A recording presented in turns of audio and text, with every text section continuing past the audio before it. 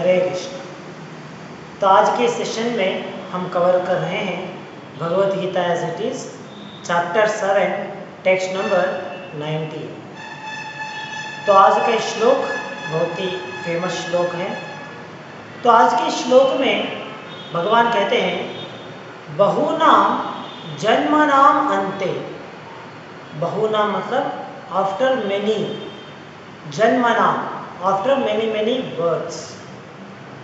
तो भगवान कह रहे हैं कि एक जीव बहुत सारे जन्म जन्मांतर को पार करने के बाद क्या होगा? ज्ञानवान माम प्रपद्यते।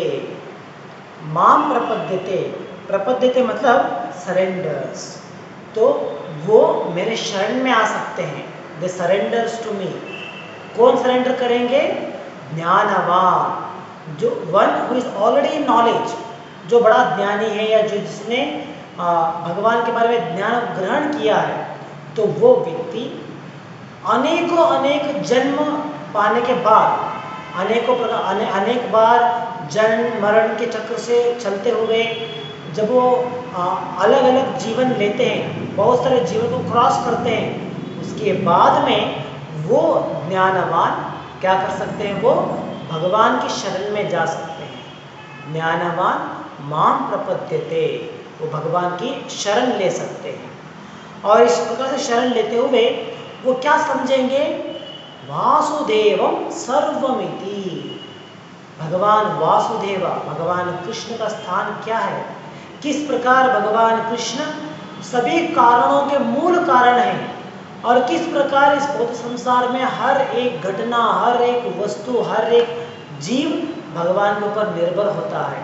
तो ये सभी विचार वो समझ सकते हैं। लेकिन इस प्रकार के ज्ञानी जो भगवान के शरण में जा रहे हैं, जो जिन्होंने अनेकों जन्म जन्मांतरों को पार करने के बाद भगवान के शरण में आते हैं, वो बहुत ही रेयर है। स महात्मा सुदुर्लभा। तो ये जो महात्मा है, वेरी ग्रेट सोल, ये बहुत ही सुदुर्लभा, बहुत ही दुर्लभ है देखने के लिए। इतना आसानी से इन लोगों को हम लोग देख नहीं सकते। तो इस प्रकार आज के श्लोक में भगवान समझा रहे हैं कि एक शुद्ध भक्त बनते हुए भगवान की शरण में लेना हर एक जीव के लिए इतना आसान नहीं। वो सिर्फ एक ही जीवन में, एक क्षण में होने वाला कार्य नहीं है, बल्कि ये स्थान को अगर हमें जाना है, अगर हमें एक शुद्ध भक्त बनना है, महात्मा बनना है, then it may take life after life. तो ये विचार आज के श्लोक में भगवान हमें समझाते हैं। हमने पिछले श्लोक में देखा था, पिछले श्लोक में भगवान ने इस महात्मा के बारे में समझाते हुए वहाँ में भगवान ने कहा था किस प्रकार ये जो महात्मा होते हैं वो कितने मैग्नेनिमस हैं। वो इतना सरल से देख नहीं सकते, या कोई इतने रेयर चीज़ है, वो लोग इतना आसानी से हम लोग उन्हें आइडेंटिफाई नहीं कर सकते, क्योंकि वो भगवान की शरण में जाते हुए, भगवान के बारे में ज्ञान ग्रहण करते हुए, शुद्ध भक्ति करते हुए एक शुद्ध भक्त बनना इतना आसान स्थान नहीं है। तो इसलिए हमें समझना है, भगवान जिसे आज के श्लोक में कहते हैं, it takes life after life, बहुनाम जन्मनाम, बहुत सारे जन्म जन्मांतर के बाद ये स्थान मिल सकता है। तो इसके द्वारा हमें समझना है कि एक शुद्ध भक्त का स्थान कितना महत्वपूर्ण है। और ये स्थान कोई नॉर्मल पोजीशन नहीं है जो कोई भी हासिल कर लेगा, इतना आसानी से उसे ग्रहण नहीं कर सकते। ये सबसे हाईएस्ट पोजीशन हम समझ सकते हैं। इसे मान लीजिए एक देश में अगर एक व्यक्ति प्रधानमंत्री बनना चाहते हैं, तो क्या ये पॉसिबल होगा कि बिना कुछ एक्सपीरियंस के सिर्फ 1 या 2 साल राजनीति में कार्य करते हुए 2 साल या 3 साल के बाद में डायरेक्टली वो प्रधानमंत्री बन जाएंगे? क्या ऐसा हो सकता है? कभी पॉसिबल नहीं। सिर्फ फिल्मों में, किसी फिक्शन मूवीज में इस बात से दिखा सकते हैं, लेकिन इन रियलिटी अगर हम देखेंगे तो ये पॉसिबल नहीं होगा। क्यों? क्योंकि प्रधानमंत्री का स्थान इतना ऊंचा है इतना श्रेष्ठ है, इतना महत्वपूर्ण है कि कोई भी व्यक्ति उस स्थान तक पहुंचना है तो उसके लिए उनका कठिन परिश्रम, उनकी एक्सपीरियंस और उनके इतने सालों का उस फील्ड में कार्य करना, ये सब कुछ ज़रूरी होता है। जैसे हम देख सकते हैं हमारे देश के प्रधानमंत्री, अगर वो उस स्थान तक पहुंच गए हैं तो किस प्रकार से पॉसिबल हुआ। हम लोग उनकी बैकग्राउंड देख सकते हैं कि उन्होंने राजनीति में इतने वर्षों से उन्होंने राजनीति में एक्सपीरियंस पाया है, राजनीति में हर एक स्तर पे कार्य करते हुए वो प्रोग्रेसिव करते हुए आखिर में इस स्टेज तक आके पहुँचे हैं। तो इसके लिए इतने सालों का परिश्रम उसके पीछे हम देख सकते हैं।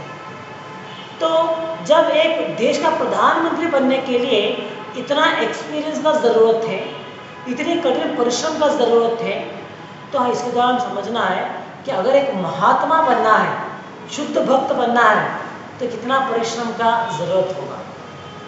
तो जैसे एक प्रधानमंत्री भौतिक दृष्टिकोण से देखेंगे तो उनका स्थान बहुत बड़ा है, लेकिन आध्यात्मिक दृष्टिकोण से हम देखेंगे तो एक महात्मा, उनका स्थान जो है वो सबसे बड़ा होता है। सभी जीवों से, सभी स्थानों से उनका स्थान बड़ा है। क्यों बड़ा है? क्योंकि जैसे हमने देखा है पिछले 2 श्लोकों में भगवान ने कहा था कि ये जो महात्मा होते हैं, शुद्ध भक्त होते हैं, वो मेरे लिए अति प्रिय है, मेरे प्रीति पात्र है वो लोग। इतना ही नहीं, भगवान ने इन शुद्ध भक्तों के साथ उनका संबंध कितना अन्योन्य है, कितना गाढ़ा संबंध है, इसे समझते हुए भगवान ने कहा था कि मेरे बिना या मेरे बगैर मेरे भक्त नहीं रह सकते और मेरे भक्तों के बिना मैं नहीं रह सकता।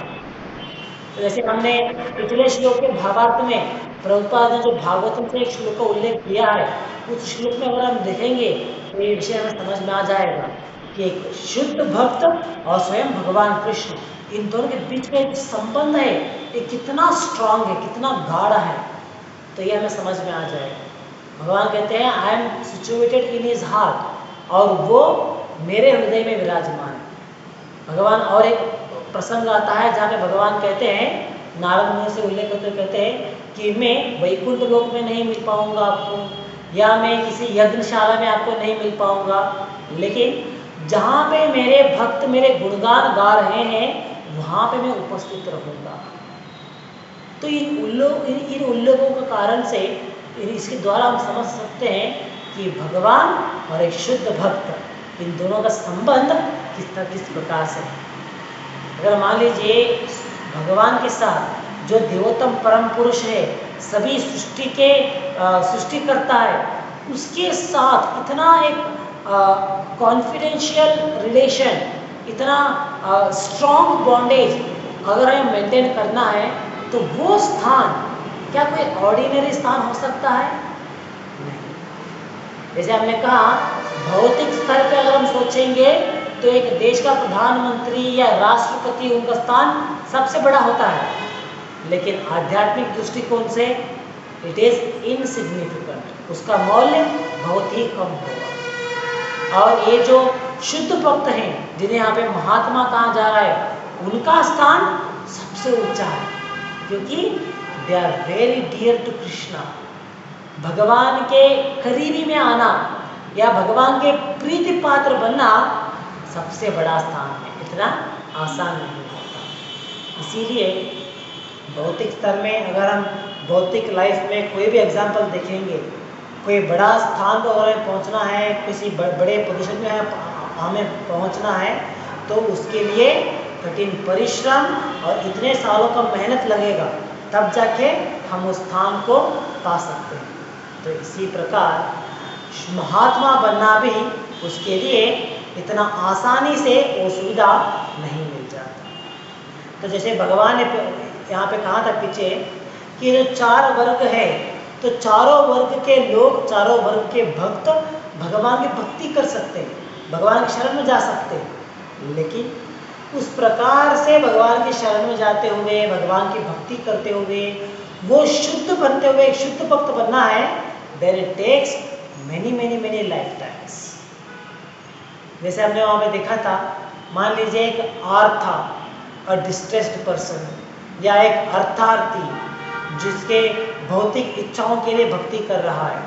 क्या होता है, जब वो अपनी कुछ इच्छा को रखते हुए भगवान की भक्ति करते हैं तो वो भी भक्ति कहलाते हैं, लेकिन उनकी जो आध्यात्मिक प्रोग्रेस है, आध्यात्मिक जीवन में वो जितना प्रोग्रेस कर रहे हैं वो बहुत ही स्लो होता है।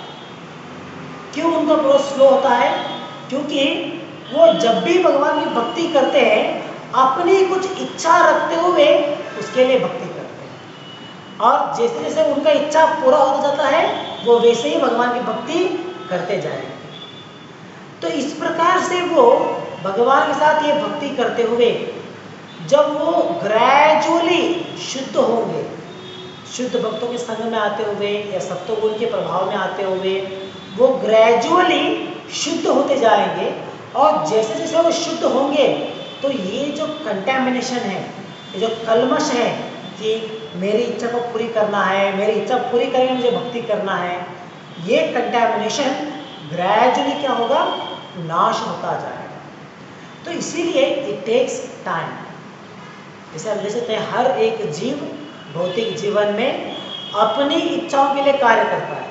हर एक जीव का इच्छा है कि मैं संतुष्ट रहना है, मुझे खुश रहना है, मुझे आनंद लेना है, ये हर एक जीव का इच्छा है। जो व्यक्ति, जो जीव आध्यात्मिक मार्ग में नहीं आते वो लोग क्या करते हैं, कर्म कांड का पालन करते हुए मैं कर्म करूंगा, ये कर्म करने के द्वारा जो फल मिलेगा वो मैं एंजॉय करूंगा। तो इस प्रकार आध्यात्मिक मार्ग का संपर्क ना होते हुए सिर्फ कर्म कांड की पालन करते हुए उसके द्वारा जो भी फल मिलता है उस फल को एंजॉय करते हुए, उसका आनंद लेते हुए अपना समय बिताते हैं। तो मेजॉरिटी ऑफ पॉपुलेशन जो है वो इसी प्रकार के कर्म कांड के भाग में आते हैं, जिन्हें आध्यात्मिक विचारों में कुछ भी आसक्ति नहीं है। उन्हें सिर्फ अपनी संतुष्टि, अपना सुख, अपने इंद्रियों का सुख के बारे में उन्हें चिंता है। तो इसीलिए वो लोग क्या करते हैं, कर्म कांड के मार्ग में जाते हुए मैं कर्म करूंगा, मैं कार्य करूंगा, उसका जो भी फल आएगा वो फल मैं एंजॉय करूंगा। तो इस प्रकार से वो लोग इस कर्म कांड के मार्ग में जा रहे हैं।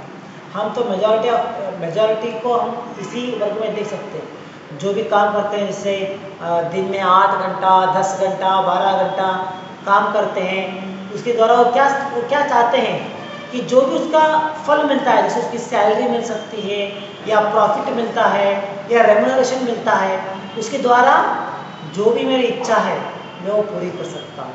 जैसे मुझे कार खरीदना है, बंगलो खरीदना है, घर बनाना है या शॉपिंग के लिए जाना है, जो भी इच्छा है वो उसमें पूरी करूँगा। तो इतना लिमिटेड वो अपना मन को उन लोगों ने रख दिया है। काम करो एंजॉय करो, काम करो एंजॉय करो, इतना ही उनका जीवन है। और इसी में उनका पूरा लाइफ है, उनका जो पूरा जीवन है वो गुजर जाएगा। मनुष्य जीवन का जो उद्देश्य है वो पूरा करने में उन्हें आसक्ति ही नहीं होता।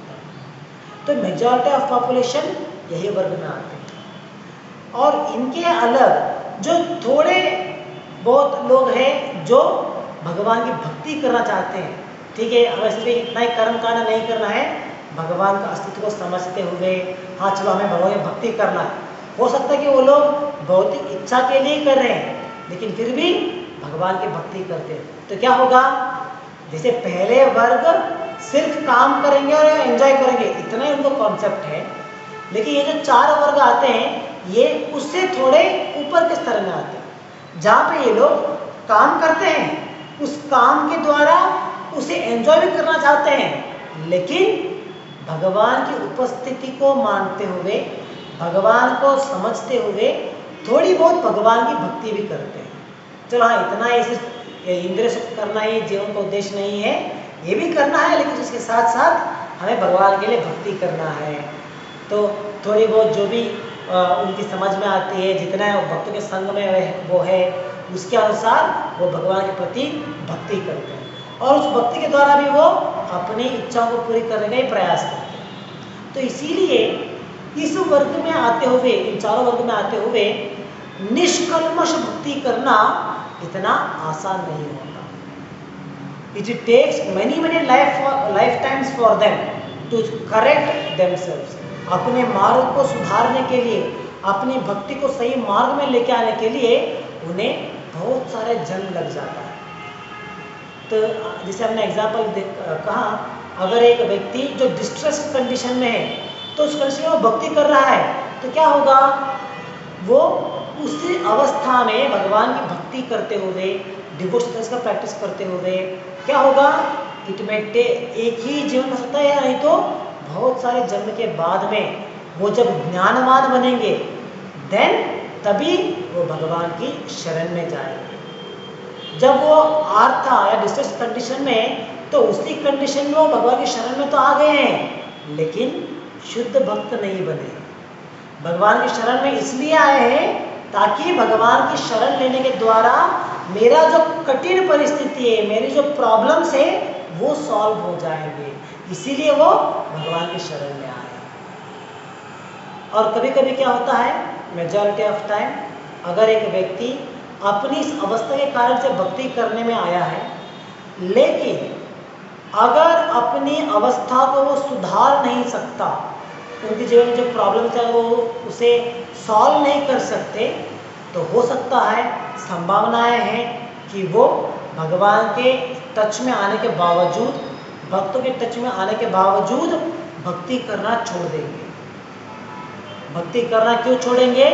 कि उनका विचार होता है, अरे मैं इतना भक्ति किया लेकिन फिर भी देखो मेरे जीवन में इतना कष्ट आ रहा है, मेरे जीवन में इतना प्रॉब्लम आ रहा है, तो इसलिए भक्ति नहीं करी। तो हमने प्रैक्टिकली देखा है बहुत सारे डिवोटीज को जो प्रारंभ में मंदिर के टच में आते हैं, डिवोटीज के टच में आते हैं, डिवोटीज के संपर्क में आने के बाद चांटिंग करना चालू करते हैं, अध्ययन करना चालू करते हैं भगवद गीता का, उसके साथ साथ जो भी उनके मन में प्रश्न है उसके लिए उत्तर लेते हैं और थोड़ा बहुत समझ भी लेते हैं कि भगवान का स्थान क्या है, हमारा स्थान क्या है, ये सब कुछ समझ लेते हैं। लेकिन जब उनके जीवन में बहुत ही कठिन परिस्थिति होता है, कुछ बहुत ही बुरा होता है उनके साथ, तो क्या हो जाता है, उनका जो आस्था है भगवान के ऊपर वो हिल जाता है। वो सोचने में लग जाते हैं कि मैंने इतना साल भक्ति किया, इतना साल जप किया, लेकिन फिर भी मेरे साथ ही ऐसा हुआ। शायद लगता है कि भगवान मुझे चाहते ही नहीं है, हो सकता है कि ये जो मार्ग मैंने चुना है ये सही नहीं है। तो इस प्रकार से अपने जीवन में कष्ट देखने के कारण से वो भगवान की भक्ति छोड़ देते हैं, उसे भंग कर देते हैं। तो इस प्रकार की अवस्था भी होता है। इसीलिए इन सभी स्टेजेस से क्रॉस करते हुए, पार करते हुए शुद्ध भक्त बनना जो लास्ट स्टेज में है, तो शुद्ध भक्त वहाँ तक बनने तक it will take many life times for, बहुत जन्म लेगा। और हमें यहाँ पे और एक इम्पोर्टेंट पॉइंट समझना है कि ये जो भगवान कहते हैं कि बहुनाम जन्मनाम अंते, आफ्टर मेनी बर्थ, ये एक्चुअली किसके लिए भगवान कह रहे हैं? ज्ञानवान, जो व्यक्ति संपूर्ण ज्ञान में है उन लोगों के लिए टेक्स लाइफ टाइम्स, बहुत सा जन्म लेगा तब जाके वो शुद्ध भक्त बनेंगे। तो अगर एक ज्ञानी के लिए इतना समय लगेगा, जो भगवान के बारे में ज्ञान प्राप्त किया है, अंडरस्टैंडिंग है भगवान के बारे में, ज्ञान है, उसके बावजूद it takes so much time, तो हमें समझना है।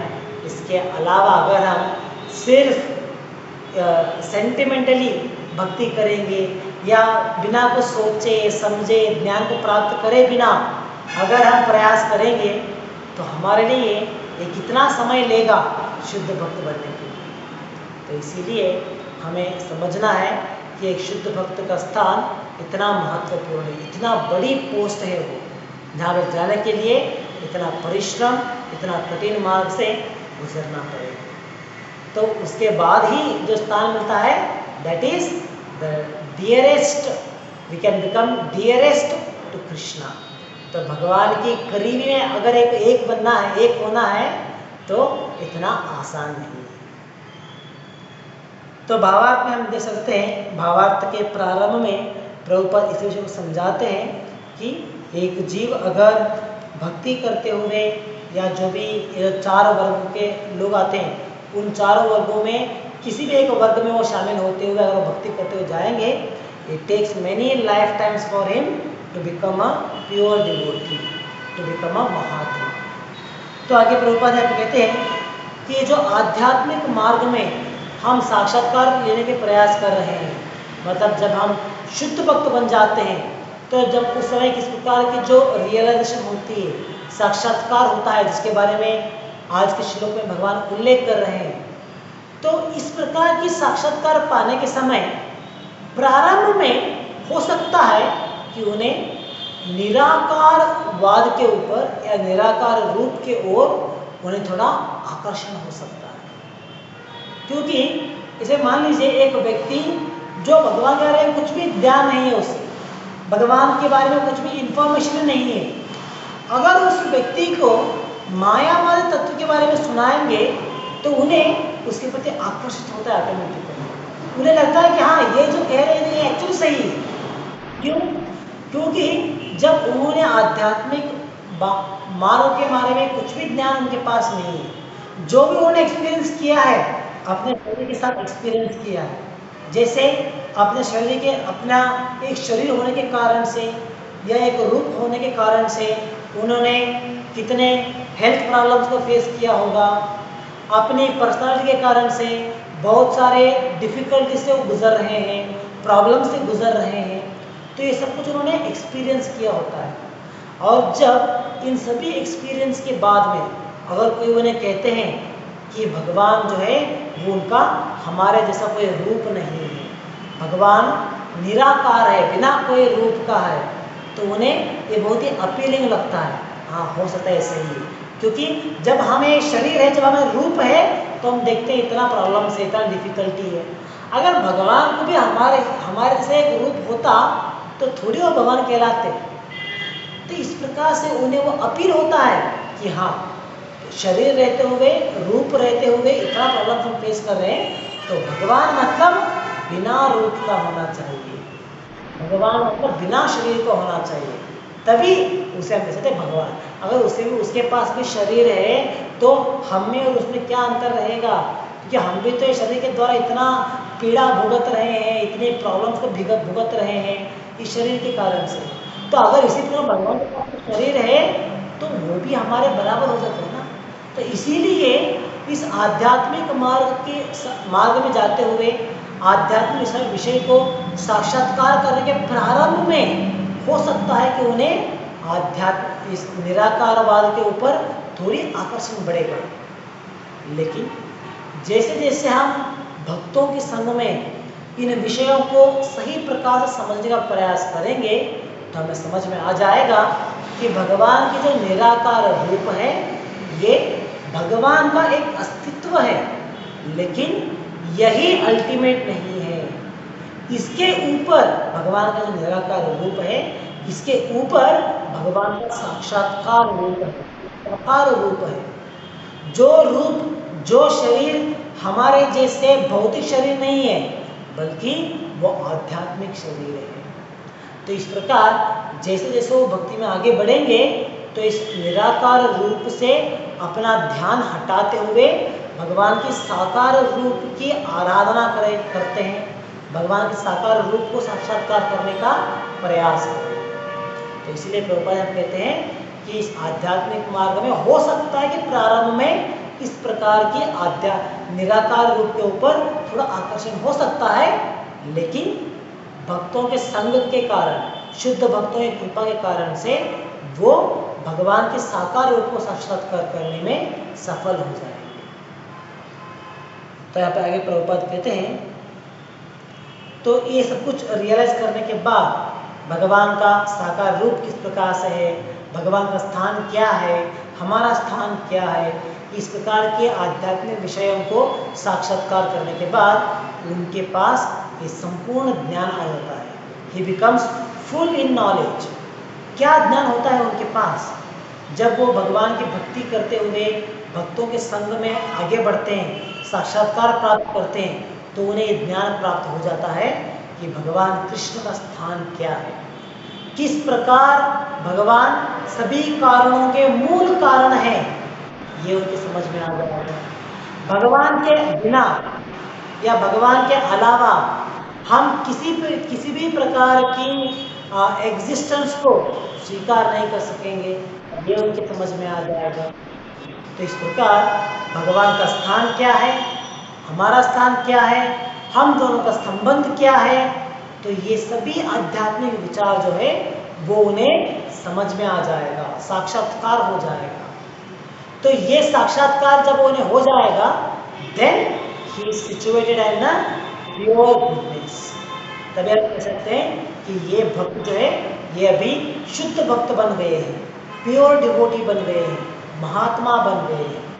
तो इस स्थान को पाने के लिए उन्हें इतने सारे लाइफ टाइम से समय उन्हें।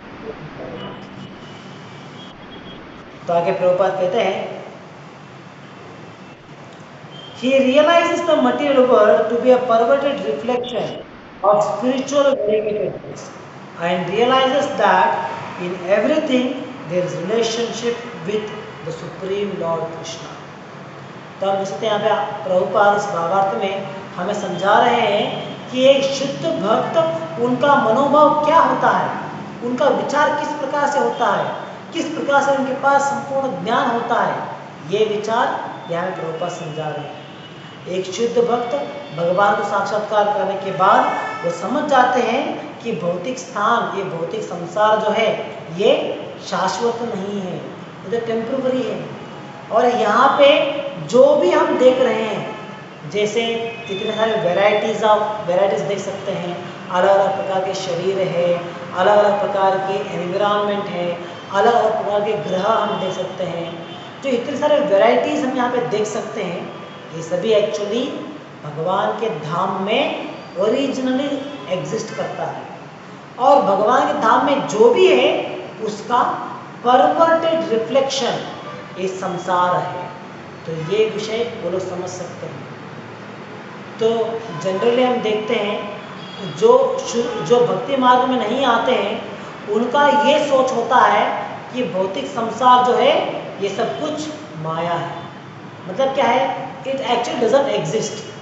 जैसे अभी हम लोग यहाँ पे बैठे हैं, आप लोग वहाँ पे बैठे हैं, हम लोग हमारा जीवन बिता रहे हैं, उसमें हम लोग यहाँ पे बैठ के पढ़ रहे हैं, आप लोग सुन रहे हैं।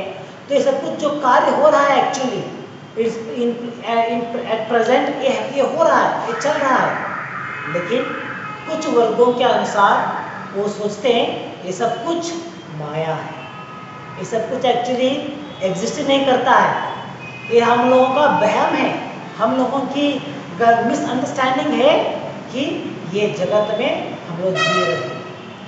तो उनका ये कहना है कि ये सब कुछ डजंट एग्जिस्ट, ये सब कुछ माया है।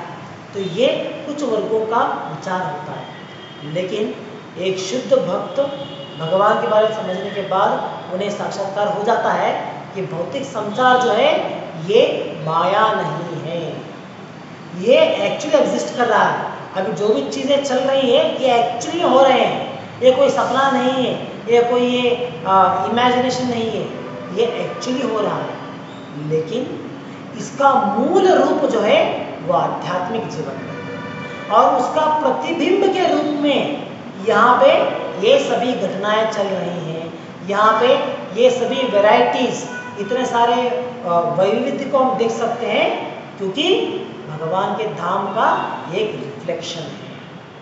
और ये भौतिक संसार जो है ये रिफ्लेक्शन कैसे चल रहा है, कैसे मैनेज हो रहा है? Everything is under the control of the supreme Lord Shri Krishna. सब कुछ भगवान कृष्ण के अधीन में काम कर रहा है।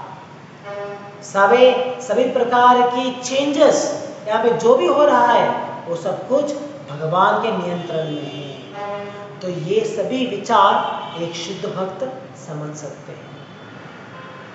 तो आगे प्रभुपाद कहते हैं, thus he thinks of everything in relation to Vasudeva or Shri Krishna.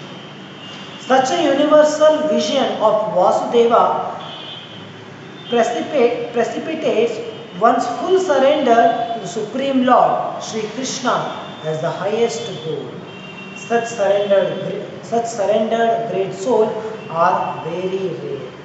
तो ये जो उनका दृष्टिकोण होता है, सभी चीज़ों को भगवान के संबंध में वो देखते हैं, सभी वस्तुओं को भगवान के साथ तो किस प्रकार से रिलेटेड है इसके द्वारा समझने का प्रयास करते हैं। तो इस विजन के कारण से, इस दृष्टिकोण के कारण से ही क्या होता है, वो भगवान के प्रति और सरेंडर होते हैं। उनकी जो डिपेंडेंसी है भगवान के प्रति, उनकी जो शरणागति है भगवान के प्रति, वो और ज़्यादा बनता है। तो वो समझ जाते हैं कि भगवान के अस्तित्व के बिना यहाँ पे कुछ भी नहीं हो रहा है। Nothing actually exists without in relation to Krishna. तो ये उन्हें साक्षात्कार हो रहा है हर एक स्टेप में। इसीलिए जैसे जैसे वो इसे रियलाइज करते जाते हैं, उनका जो सरेंडरनेस है भगवान के प्रति वो और ज़्यादा बढ़ते जाता है। जैसे मान लीजिए एक बच्चा अपने पिता, जो भी उनके पिता ने उसके लिए किया है, जो भी सैक्रिफाइस उन्होंने किया है, जो भी सहायता उन्होंने किया है, वो बालक जैसे जैसे इन विषयों को समझता जाएगा, उसका हृदय में अपने पिता के प्रति जो प्रेम है वो बढ़ता ही जाएगा, बढ़ता ही जाएगा। तो इसी प्रकार एक शुद्ध भक्त भगवान के बारे में साक्षात्कार करते हुए, भगवान की सभी विषयों को समझते हुए, जैसे जैसे वो साक्षात्कार करते जाएंगे, भगवान के प्रति उनकी जो शरणागति है, सरेंडरनेस है, वो बढ़ता ही जाएगा। तो ये एक शुद्ध भक्त का स्थान है। तो आखिरी में यहाँ पे प्रभुपाद भागवतम के श्वेता सूत्र उपनिषद उसमें दिए गए एक श्लोक का अनुवाद यहाँ पे समझाते हुए हमें कहते हैं कि आज के श्लोक में भगवान ने जो विषय कहा है, इसी विषय को और सुंदर तरीके से श्वेता सूत्र के उपनिषद में कहा गया है। और वहाँ पे वो समझाते हैं कि किस प्रकार हमारे शरीर में जो भी कार्य चल रहा है, हमारे पास जो भी शक्तियाँ हैं, जैसे हमारी ये वाक शक्ति हो सकता है, बात करने की शक्ति है, हमारे पास सुनने का शक्ति है, जिस प्रकार से आप लोग सुन रहे हैं, हमारे पास देखने की शक्ति है। तो जो भी हमारे पास शक्तियाँ हैं, ये एक्चुअली भगवान के उपस्थिति के कारण से ही हमारे पास है। अगर भगवान की उपस्थिति को हम यहाँ पे नहीं देख सकते या भगवान की उपस्थिति नहीं होता, तो हमारे जो भी पावर्स है ये they are null, they have no value actually. तो ये विषय एक भक्त समझ सकते हैं। तो इसीलिए इस श्वेता सूत्र उपनिषद में कहा गया है, because Vasudeva is all pervading and everything is Vasudeva, the devotee surrenders in full knowledge. तो इस प्रकार भगवान की उपस्थिति कितना महत्वपूर्ण है, भगवान का स्थान कितना महत्वपूर्ण है, ये सब कुछ समझते हुए, साक्षात्कार करते हुए एक शुद्ध भक्त जो है वो भगवान की शरण में जाएंगे। तो ये विषय श्वेता सूत्र उपनिषद में समझाया गया है। तो हम यहाँ पे आज के श्लोक के द्वारा समझ सकते हैं कि ये जो चार वर्ग है, वो चारों वर्ग भी भगवान की शरण में आ रहे हैं, लेकिन वो शुद्ध भक्त नहीं बने हैं। शुद्ध भक्त की जो शरणागति है वो अलग प्रकार से होती है, और शुद्ध भक्त ना बनते हुए जैसे हम शरण में जाते हैं वो अलग होता है। जैसे हमारी जो सरेंडर है वो क्या है, कंडीशनल है। हम वहाँ से कंडीशन डालते हैं, मैं आपकी शरण में आऊँगा, लेकिन क्या कंडीशन है, आपको मेरी प्रॉब्लम सॉल्व करना पड़ेगा। मैं आपकी शरण में आऊँगा, क्या कंडीशन है, आपको मुझे मेरे बिजनेस में प्रॉफिट दिलाना पड़ेगा, मुझे सैलरी में इंक्रीमेंट दिलाना पड़ेगा, मुझे इतना करोड़पति बनाना पड़ेगा। तो इस प्रकार हमारी जो शरणागति है वो सब कुछ कंडीशन है। लेकिन एक शुद्ध भक्त की शरणागति क्या होता है, इट इज अनकंडीशनल, बिना किसी कंडीशन, बिना किसी मोटिव का वो शरण में जाते हैं। क्यों शरण में जाते हैं, क्योंकि इस भावार्थ में समझा है, इस प्रकार से वो भगवान के स्थान को समझ जाते हैं, इसीलिए उनकी शरण में जाते हैं। तो इस प्रकार से एक जीव चारों वर्ग में आने के बावजूद अगर वो शुद्ध भक्त बनना है then it may take many many life times. इसीलिए हमें समझना है कि शुद्ध भक्त जो है they are very very rare species वो होते हैं। प्रभुपाद कहते हैं जैसे हमें कभी एक डिवोटी को देखेंगे जो डिवोटीज भगवान की भक्ति कर रहे हैं, फुली डेडिकेटेड है उनके लिए, भगवान की सेवा के लिए, तो वो बहुत ही रेयर स्पीशीज है। क्योंकि सभी लोग इस प्रकार से भगवान की भक्ति करने में अपने आप को नहीं लगा सकते, इतना आसान नहीं होता सभी लोगों के लिए, सिर्फ कुछ ही लोगों के लिए पॉसिबल होता है और ये लोग उस स्पीशी में आते हैं। लेकिन इस प्रकार से भगवान की भक्ति करने वाले सभी डिवोटीज शुद्ध नहीं होते हैं, they are still at to become purified. तो इसीलिए अगर कोई शुद्ध भक्त है जैसे श्रील प्रभुपाद, तो इस प्रकार के श्रील प्रभुपाद जैसे कोई शुद्ध भक्त है then he is very rare to be find. बहुत ही दुर्लभ है इस प्रकार के महात्मा को देख पाना, ढूंढ पाना। तो ये एक शुद्ध भक्त का स्थान होता है। तो इसीलिए हमें समझना है कि किस प्रकार हम लोग भक्ति कर रहे हैं, भगवान शरण में जा रहे हैं, लेकिन विथ कंडीशन को रखते हुए हम भगवान की भक्ति कर रहे हैं। और हमें प्रयास करना है that unconditionally we want to surrender to Krishna. Unconditionally हमें भगवान की भक्ति करना, तो ये हमारे लिए प्रयास होना चाहिए। So we should try to become dearest person to Krishna, वो हमारा प्रयास होना चाहिए हमेशा। तो ये सभी विचार आज के श्लोक से हम समझ सकते हैं। यहाँ पर समाप्त करेंगे आज के लिए। ग्रंथराज श्रीमद् भगवद गीता की जय। जगत गुरु श्री प्रभुपाद की जय। हरे कृष्ण।